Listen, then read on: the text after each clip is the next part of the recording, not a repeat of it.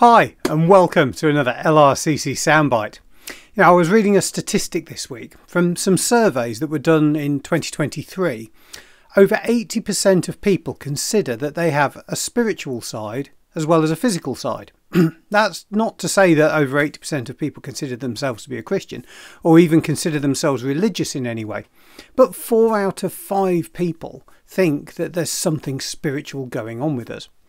Now, as a Christian, you won't be surprised to find out that I agree with that. I'm sure that we have a spiritual side as well as this physical body and that the two go hand in hand. So this week, I just wanted to take a moment to think about some of the things the Bible says about our spiritual side. First and most importantly, it says that God is the ultimate authority of everything. God, as creator of everything, cannot be beaten, cannot fail to ultimately be in charge. But he has chosen to give everything that he created, everyone he created, free will to make our own choices. That does mean that things are anything but perfect, at least for now. But his choice stands. We have free will. So that gives us, something to think about when it comes to how we protect ourselves, because we often think about how we protect ourselves physically and don't put ourselves in a dangerous situation. What about our spiritual side? What about our spiritual existence and protecting that? It's not quite so obvious, is it? But the Bible does talk about things we can do to protect us spiritually. Talks about several different qualities that come together to provide protection, a bit like an old medieval fighter wearing their armour. It talks about truth being important, to be known as someone who is truthful and celebrates truth in others.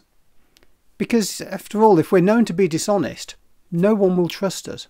And to get back from a position of distrust is extremely difficult because people will always have doubt in their mind about us. Righteousness is another thing the Bible says is good. Be known as someone who does the right thing, does good things, helps people, looks for the good and works with that. We have choices about what we do all the time, making choices about our time, our resources and our abilities. If we make good choices about what we do, that helps to protect and grow us spiritually. Then there's other things that we read in the Bible about protecting us. When the world tells us that we're useless and asks what's the point, the Bible says that God says we are perfect because he made us just as we are. All different, all with different qualities, all with different things wrong with us we sometimes see, don't we? But God says we are perfect. It even says God thinks we are so valuable that he sent Jesus to die so that we could be saved from the wrong things we've done. The Bible talks about the truth of God's words as being really important, about the things we read in the Bible being important. It says they're like having a sword that cuts through the lies that attack us spiritually.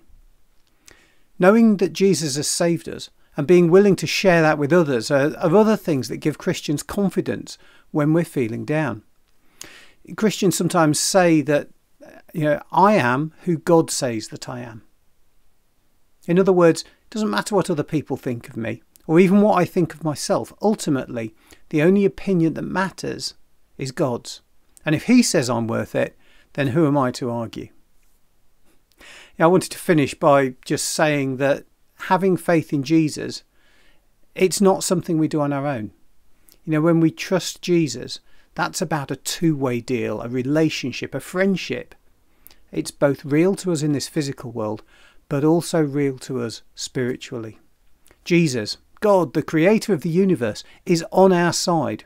And even when we feel low and our spirit feels down, God, who is spirit, helps and refreshes that part of us on the inside as well. I'd love to tell you more, but my time is gone on this soundbite. Do get in touch if you want to chat or come along and see us this afternoon outside number 44 on Lindbergh Road. It'd be great to see you. God bless you. I hope you have a great week and I'll see you next time.